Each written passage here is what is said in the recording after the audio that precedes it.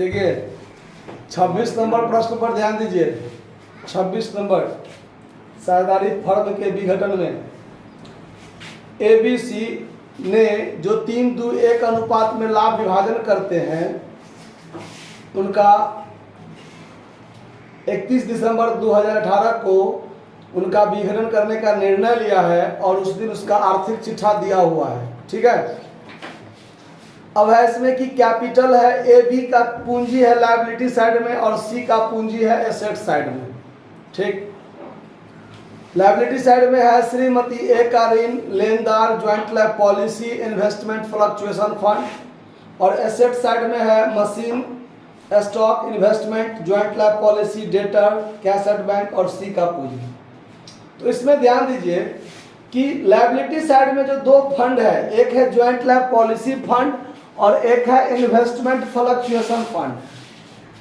जो fund liability side में है और उससे संबंधित कोई एसेट्स भी है आपका, जैसे इन्वेस्टमेंट फ्लक्चुएशन फंड इन्वेस्टमेंट से रिलेटेड होता है। ठीक है। और क्या कहते हैं, joint life policy fund joint life policy से संबंधित होता है। तो जो संपत्ति से संबंधित कोई फंड या रिजर्व लायबिलिटी साइड में हो तो उसको वसूली खाता के क्रेडिट साइड में जब हम लोग बाय सन्ड्री लायबिलिटीज लिखते हैं उसके अंतर्गत लिख देंगे, लेकिन वो लायबिलिटी नहीं है जो उसको हम भुगतान करेंगे, उसको क्रेडिट साइड में लिखकर सिर्फ छोड़ देना है। आया बात समझ में? तो एसेट साइड में जितना संपत्ति है उसको डेबिट साइड में लिखेंगे टू सन्ड्री एसेट्स। क्या सब है? मशीन 40,000 का, मशीन कितना का? 40,000। स्टॉक कितना का? 8,000। इन्वेस्टमेंट 20,000 का। ज्वाइंट लाइफ पॉलिसी सीधे 14,000। और डेटर्स कितना का? 9,000 का। और कुछ जोड़ दीजिए 40, 20, 60, 60 और 10 70, 70, 21 91,000 हुआ। ये टोटल जोड़ के हो गया 91,000। क्लियर? अब चलिए बाय सन्ड्री लायबिलिटीज में जो भुगतान देने योग्य है, जो भुगतान करने योग्य है वो है आपका मिसेज एज लोन और क्रेडिटर। दुइये को कर्जा है जिसको भुगतान करना है, और इस दोनों को ऐसे ही लिख कर छोड़ दीजिए by joint life policy fund और बाय इन्वेस्टमेंट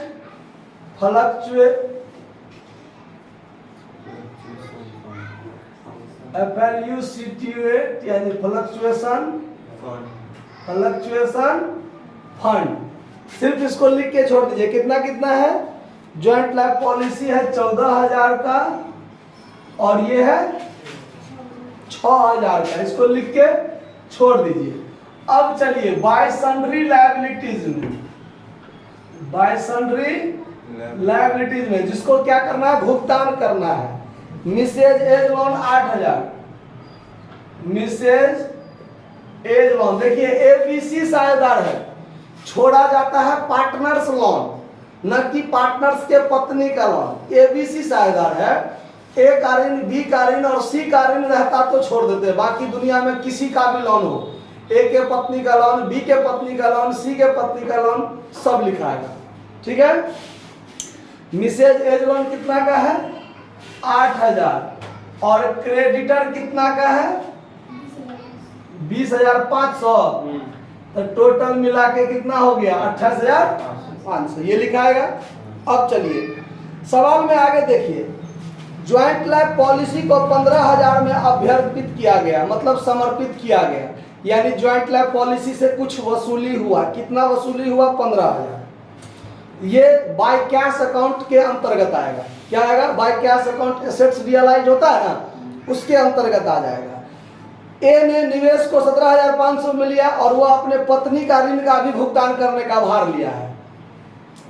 फिर आगे जो संपत्ति से वसूली, देखिए संपत्ति का वसूली का दो टर्म, एक तो नगद में होगा, एक साझेदार लेगा। तो नगद में जितना वसूली होगा सबको एक जगह लिख लेंगे, 10 जगह लिखने की कोई जरूरत, सवाल में एक साथ नहीं दिया हुआ है, अलग अलग कहीं कहीं दिया हुआ है, तो सबको खोज के एक जगह लिख लेंगे। By cash account assets realise, by cash account assets realise, जिसमें आपको ज्वाइंट लैब पॉलिसी से कितना आया है 15,000, 15,000 लिख लिए।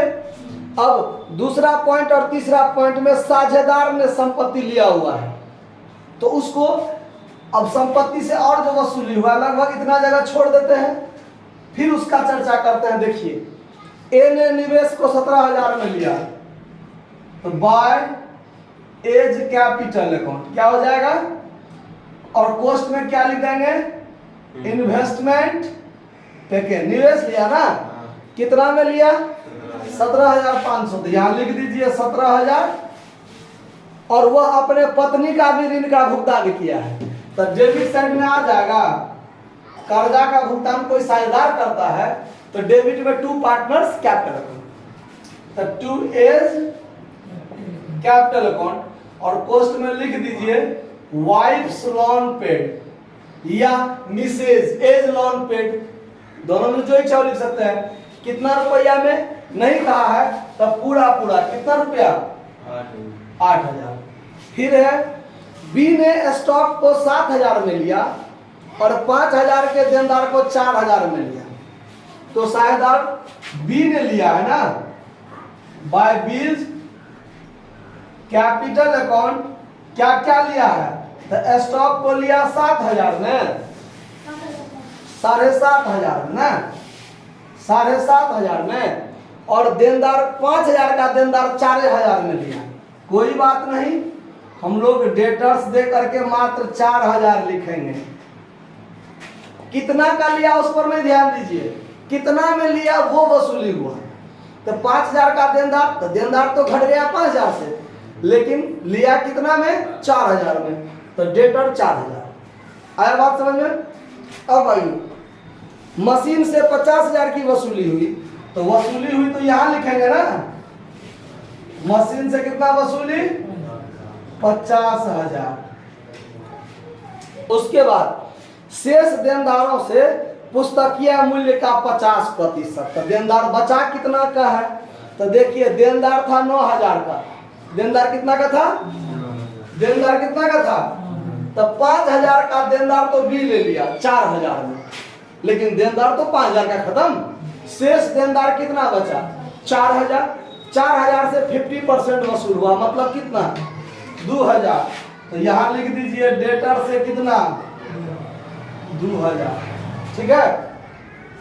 अब चलिए वसूली व्यय कितना है 1,000, तो वसूली व्यय यहां लिख दीजिए टू कैश अकाउंट एक्सपेंस कितना 1,000। अब चलिए 3,000 का इन्वेस्टमेंट जो पुस्तकों में नहीं लिखा था उसी मूल्य पर वसूल हुआ, मतलब अनरिकॉर्डेड एसेट्स रियलाइज्ड हुआ है, अनरिकॉर्डेड इन्वेस्टमेंट से 3,000 वसूली हुआ। यही लिख दीजिए अनरिकॉर्डेड इन्वेस्टमेंट से कितना वसूल हुआ 3,000। देखिए सवाल का जितना बात लिखा हुआ था सब बात हमने लिख लिया। अब अंत में क्या करना है उस पर ध्यान दीजिए। हमारा कितना संपत्ति था, मशीन, स्टॉक, इन्वेस्टमेंट, ये 5 संपत्ति था। यहां देखिए 5 संपत्ति में एक संपत्ति सी ले लिया, जॉइंट यानी इन्वेस्टमेंट ले लिया तो वसूली हो गया, स्टॉक को ले लिया वसूली हो गया, देनदार से वसूली हो गया, जॉइंट लैब पॉलिसी से वसूली हो गया, और मशीन से भी वसूली हो गया। लगभग सब संपत्ति से वसूली हो गया है। आगे बढ़ते हैं लायबिलिटी साइड में। मिसेज ए लोन का भुगतान हो गया, लेकिन क्रेडिटर का भुगतान तो नहीं हुआ, सवाल में तो नहीं कहा है, तो उसको पूरा भुगतान होगा। ये चीज मिलान कर लेना है जोड़ घटाव करने से पहले, प्रॉफिट या लॉस निकालने से पहले, कि जितना संपत्ति है उससे ज्यादा कोई संपत्ति वसूली हुआ तो अच्छी बात है, लेकिन जितना है उसमें यदि कोई वसूल नहीं हुआ उससे भी तो वसूल होगा।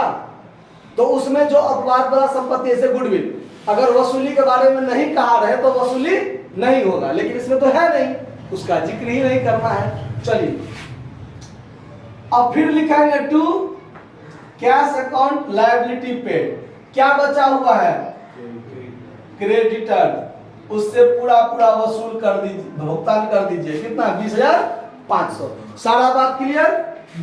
अब हम लोग को करना है फाइनल जोड़ घटाव। अब देखिए कौन साइड ज्यादा है, कौन साइड ज्यादा है, इसको तो जोड़ना है ना। तब 10 70,000 कितना 70 71 5 3 8 2 10 है, अरे 15 15 5 20 और 20 और 50 70 ना होगा। ठीक है, सारा काम हो गया। अब इसका जोड़ घटाव कीजिए। इस साइड का टोटल 1,47,500, यहाँ भी 1,47,500। अब इस साइड का जो जोड़ है वो 1,20,500 होता है, तो ये इधर जो अंतर निकलता है वो 27,000 का। टू ये प्रॉफिट हो गया, to partners capital account profit. ठीक है, प्रॉफिट कितना हो गया, 27,000। सवाल में देखिए आंसर है 21,000। सवाल में जो आंसर है 21,000, ये जो 6,000 है इन्वेस्टमेंट फ्लक्चुएशन फंड, इसको रियलाइजेशन में नहीं लिख के पार्टनर्स कैपिटल में भी आप बांट कर लिख सकते हैं। ठीक है, तो हो सकता है आंसर जो निकाला गया है ये इसमें नहीं दिया होगा और इसमें बांट करके बनाया होगा। ठीक है, तो यहाँ आप लिखे भी हैं तो कोई सवाल गलती नहीं है। यहाँ पर टू पार्टनर्स कैपिटल प्रॉफिट कितना हो जाएगा, 27,000। आपका ये फाइनल पेमेंट बराबर ही होगा। ये यहाँ लिखा गया तो भी लाभ हुआ, साझेदार के बीच में ही बटाया है। अगर यहाँ बांटते तो भी क्रेडिट में ही बांटते, तो उससे कोई फर्क नहीं पड़ेगा। तो साझेदार कौन कौन है, ABC। ABC में क्या कर दीजिए, बांट दीजिए। किस अनुपात में, 3:1 में। बांटिए 3:1 में। 27,000 को 3×2 = 5 = 6, तो यानी 13,500 तो ये हो जाएगा। उसके बाद फिर यहाँ 2/6, तो 2 तिया तो 3 से काटिएगा तो 9,000 ये हो जाएगा, और इसका आधा 4,500 तो ये होवे करेगा। ठीक है, अब ध्यान दीजिए। अब बनाइएगा पार्टनर्स कैपिटल अकाउंट। तो पार्टनर्स कैपिटल पर ध्यान दीजिए। By balance BD partners capital में AB का पूंजी है किधर, लायबिलिटी साइड में, 50,000 और 10,000। तो यहाँ 50,000, यहाँ 10,000। C का इधर नहीं है, C का इधर है। टू बैलेंस BD कितना है, C का इधर 11,500, तो यहाँ 11,500। अब आगे चलिए, इसमें देखिए यहाँ पर है A कैपिटल, यहाँ पर है पार्टनर्स कैपिटल, यहाँ पर है AB कैपिटल। तो ये दोनों वाला बात के लिए डेबिट में आ जाएगा। To realisation account assets taken, A कितना में लिया, 17,500, और B कितना में लिया, 11,500। इधर का बात खत्म। इधर चलिए, A ने कर्जा का भुगतान किया है, तो इधर आ जाएगा by realisation account liability paid. पत्नी का ऋण का भुगतान किया था 8,000। फिर देखिए पार्टनर्स कैपिटल में ये प्रॉफिट हुआ, क्रेडिट में जाएगा। बाय रियलाइजेशन अकाउंट क्या हो जाएगा, प्रॉफिट 13,500, 9,000, 4,500। क्लियर, सारा बात क्लियर हो गया। पार्टनर्स कैपिटल में बांटने योग्य बात, लायबिलिटी साइड में general reserve, reserve fund, PL account, ये सब कोई बात नहीं दिया हुआ है, तो हो गया बात खत्म। यहाँ पर जोड़ घटाव कीजिए। 50 8 58, 58 और 10, 68 3 71,500, यहाँ भी 71,500। ये हुआ आपको 19,000, यहाँ भी लिखिएगा 19,000। इस साइड ये कम है ये ज्यादा, तो यहाँ 11,500, यहाँ भी 11,000। तो इस दोनों में इधर तो नहीं घटेगा, इसमें घटेगा, तो ये ला कर देगा बाय कैश अकाउंट ब्राउट। कितना ला कर देगा, 7,000। और इस दोनों का इसमें नहीं होगा, यहां निकलेगा। इसका फाइनल पेमेंट होगा, तो ए को कितना फाइनल पेमेंट होगा? कितना? 54,000 इसको पेमेंट होगा। 11,500 इससे घटा दीजिए तो 7,500 इसका पेमेंट होगा। होगा कि नहीं होगा? अब बनाएंगे कैश अकाउंट। तो यहां पर सबसे पहले क्या लिखेंगे? टू बैलेंस पीडी, जो बैलेंस शीट में छोड़े थे हम लोग। सवाल में कैश एट बैंक है, तो हर जगह बैंक शब्द का प्रयोग होना चाहिए। ठीक है, हमने कैश लिख दिया, कोई बात नहीं, गलती ये भी नहीं माना जाएगा। ठीक है, जैसे यहाँ पर बाय कैश लिखे हैं तो बैंक लिखते हैं, यहाँ पर टू बैंक लिखते हैं, यहाँ पर भी बैंक, यहाँ पर भी बैंक, और यहाँ पर क्या खोलते हैं हम लोग? बैंक अकाउंट खोलते हैं। तो आप लोग इसको ठीक कर लीजिएगा। ठीक है, चलिए टू बैलेंस पीडी कितना रुपया है? कितना रुपया है? 6,000। तो यहाँ 6,000 लिख लीजिए। उसके बाद जहां जहां से है कैश वाला बात यहाँ आ जाएगा।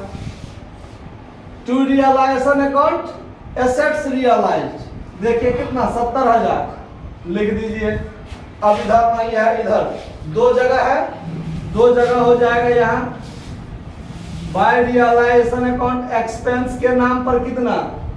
1,000। By realisation account liability paid के नाम पर कितना? 20,500। फिर अब इसमें नहीं, इसमें भी है, तो यहां आएगा टू सीज कैपिटल अकाउंट, ये ला कर दे रहा है ड्राउट, कितना? 7,000। और फाइनल पेमेंट हो रहा है किसका? तो लिखिए bye partners capital account, final payment किसका किसका?